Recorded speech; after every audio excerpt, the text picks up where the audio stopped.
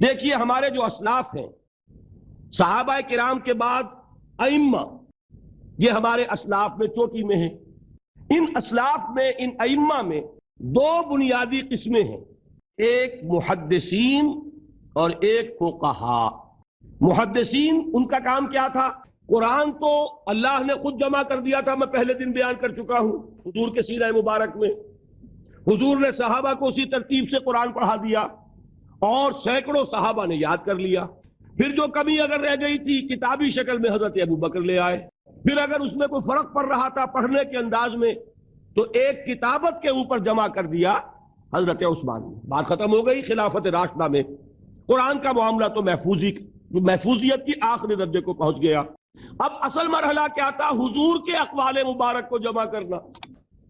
صحابہ ہیں، منتشر ہو گئے ہیں، کوئی صحابی کوفے چلے گئے، کوئی صحابی دمشق چلے گئے، کوئی کہیں چلے گئے، کوئی کہیں چلے گئے۔ اب ان سب کے پاس، کسی کے پاس اتنی احادیث، کسی کے پاس اتنی احادیث، ان کو جمع کرنے کا کام، پھر چھان پھٹک کرنے کا کام، پھر مرتب کرنے کا کام یہ کس نے کیا؟ محدثین کرام نے۔ بہت بڑے محسن ہیں اس امت کے محدثین کرام، پوری زندگیاں کھپائیں۔ ایسا بھی ہوا ہے ایک محدث مدینے سے چلتے ہیں، انہیں معلوم ہوتا ہے کہ ایک صحابی دمشق میں ہے، ایک حدیث وہ بیان کرتے ہیں، ذرا باریک بات ہے سمجھ لیجئے گا۔ ان کو وہ حدیث معلوم تھی، لیکن وہ حدیث 3 راویوں کے راستے سے آ رہی تھی۔ ان کے پاس جو حدیث تھی وہ 2 راویوں کے حوالے سے تھی۔ اب وہ جاتے ہیں اور وہ دمشق کا سفر کرتے ہیں صرف اس حدیث کو سننے کے لیے، سواری سے اترتے بھی نہیں۔ میں نے سنا ہے آپ حضور کی یہ حدیث بیان کرتے ہیں، جی ہاں، ذرا مجھے سنا دیجئے۔ سنا دیا، ویسے ہی اپنے اونٹ کی جو ہے گردن موڑ لی کے واپس، بھائی اترو، ٹھہرو، قیام کرو۔ نہیں، میں صرف ایک حدیث رسول تم سے سننے کے لیے آیا تھا، میں اپنے اس سفر میں کوئی اور مقصد جمع نہیں کرنا چاہتا۔ یہ کام کیا محدثین نے۔ لوگ سمجھتے ہیں جیسے کہ ڈرائنگ رومز میں بیٹھے ہوئے آرام سے کتابیں پڑھتے ہیں، شاید ایسے ہی محدثین کا کام تھا۔ انہوں نے جس طرح زندگیاں لگائی ہیں اور جس طریقے سے حدیث کو جمع کرنے کے لیے مشقتیں جھیلی ہیں، اس کا آج ہم تصور نہیں کر سکتے۔ اچھا، وہ تو محدثین کرام ہیں، ان میں بھی اب ایک کا نام نوٹ کر لیجئے۔ چوٹی پہ کون ہے؟ امام بخاری، امام مسلم، امام ترمذی، امام احمد بن حنبل، امام ابن ماجہ، امام ابو داؤد، سب ہیں۔ لیکن چوٹی پر رئیس المحدثین کون ہے؟ امام بخاری۔ اچھا، اب تیسرا طبقہ ہے ہمارے ہاں، دوسرا، وہ ہے فقہا۔ قرآن بھی جمع ہو گیا، حدیث بھی آ گئی، اب اس سے احکام نکالنے بھی تو ہے نا، استدلال کرنا ہے، حدیثوں کو جوڑنا ہے، قرآن کے ساتھ ان کا ربط تلاش کرنا ہے، اور پھر کوئی حکم تلاش کرنا ہے، اجتہاد کرنا ہے۔ یہ کام جنہوں نے کیا انہیں ہم کیا کہتے ہیں؟ فقہائے کرام۔ اور ان میں بہرحال جو لوگ یہاں جمع ہیں، مجھے یقین ہے کہ وہ اس بات کو تسلیم کرتے ہوں گے کہ ان میں چوٹی پر ہیں امام ابو حنیفہ رحمۃ اللہ علیہ، امام اعظم۔ پوری دنیا نے تسلیم کیا ہے کہ قانون کا جتنا سینس امام ابو حنیفہ کو ہے، قانون ایک علیحدہ شے ہے، اخلاقیات علیحدہ چیز ہیں۔ ایک شے کا اخلاقی تقاضا کچھ اور ہے، قانونی تقاضا کچھ اور ہے۔ آپ کو کسی نے تھپڑ مارا، اخلاقی تقاضا کیا ہے؟ معاف کر دو بھائی، اور قانونی تقاضا کیا ہے؟ جوابی تھپڑ رسید کرو، اس لیے کہ اگر یہ نہیں کرو گے تو اس کی ہمت افزائی ہوگی، یہ کسی اور کو بھی تھپڑ مارے گا۔ میں اپنا احساس عرض کر رہا ہوں، اور دنیا میں جو بات مانی گئی ہے کہ جس کا نام لیگل سینس ہے، قانون کا ایک فہم، اس میں دنیا کا کوئی شخص مقابلہ نہیں کر سکتا امام ابو حنیفہ کا۔ آپ صحابہ کو ان سے مستثنیٰ کر دیجئے، ظاہر بات ہے انبیاء اور رسولوں کا معاملہ نہیں ہے، تو باقی انسانی نوع انسانی کے اندر امام ابو حنیفہ کا پلے کا کوئی شخص، ان کے برابر کا کوئی شخص قانون کا فہم رکھنے والا آج تک پیدا نہیں ہے۔ تو سید الفقہاء کون ہوئے؟ امام ابو حنیفہ۔ اور رئیس المحدثین کون ہے؟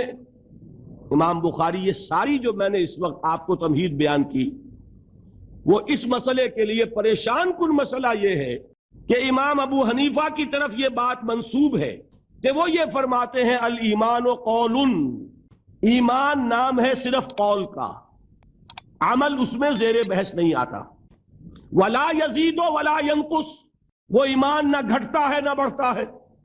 اب دوسرا سٹیٹمنٹ سنیے، وہ ہے امام بخاری کا، رئیس المحدثین کا، الایمان قول وعمل۔ ایمان نام ہے قول اور عمل کے مجموعے کا، قول اور عمل دونوں چیزیں ایمان میں شامل ہیں۔ وَيَزِيدُ وَيَنْقُصُ، وہ گھٹتا بھی ہے بڑھتا بھی ہے۔ ایک مسلمان کو پریشان ہو جانا چاہیے کہ نہیں؟ ایمان جیسی بنیادی بات، سارا قصر تو یہیں سے تعمیر ہونا ہے، جڑ بنیاد ایمان ہے۔ ایمان کے بارے میں کوئی 14ویں صدی کے 15ویں صدی ہجری کے کوئی علماء ہو، بڑے سے بڑے ہو، ان کا اختلاف ہو جائے تو تشویش نہیں ہوگی۔ یہ کن کے درمیان اختلاف ہو رہا ہے؟ رئیس المحدثین امام بخاری اور سید الفقہاء امام ابو حنیفہ۔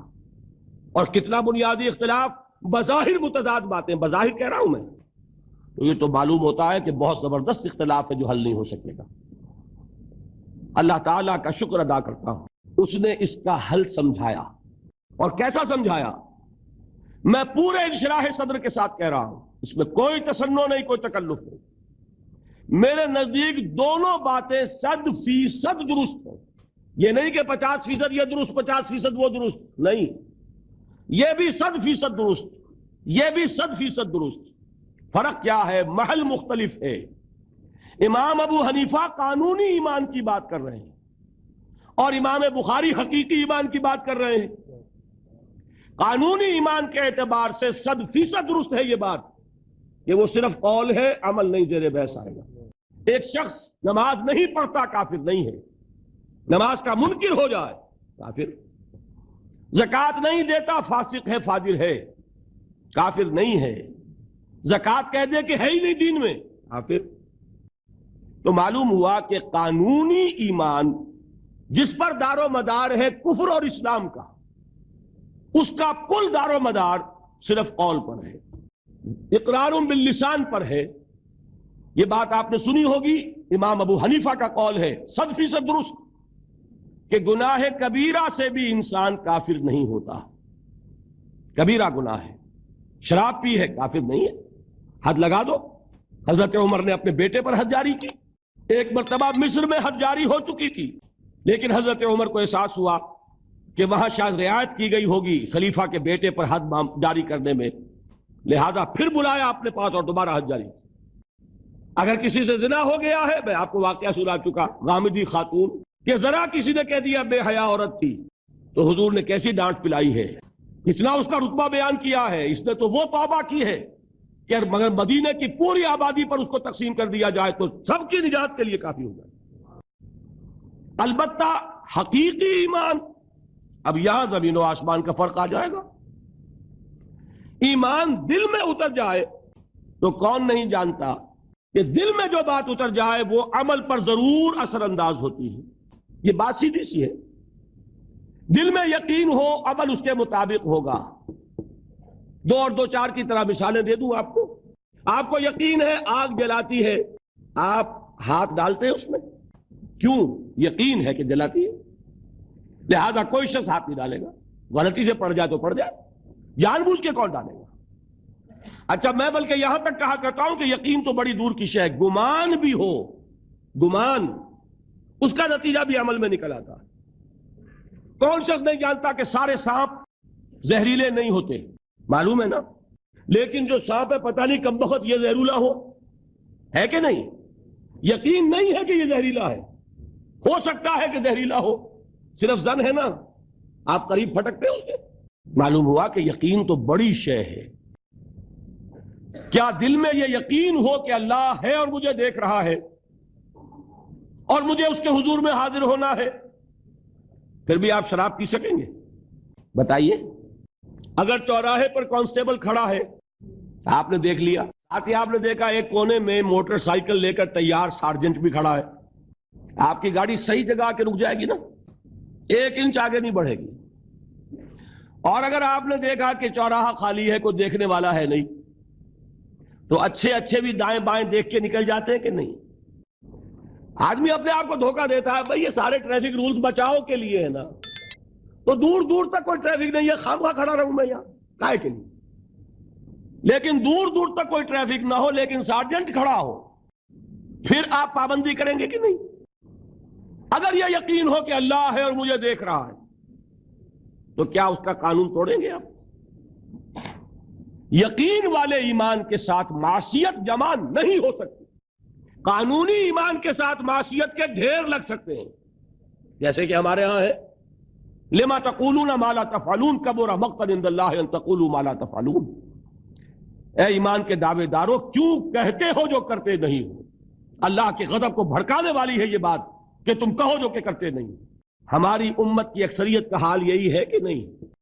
یہ کیا بات ہے کہ قانونی ایمان ہے، اس کے ساتھ معصیت کے انبار ہیں. حقیقی ایمان ہو تو معصیت کا وجود ہو نہیں سکتا. اب بتائیے ایمان اور عمل علیحدہ ہو جائیں گے کیا؟ یہ ہے مسئلہ جو امام بخاری کے سر پہ ہے.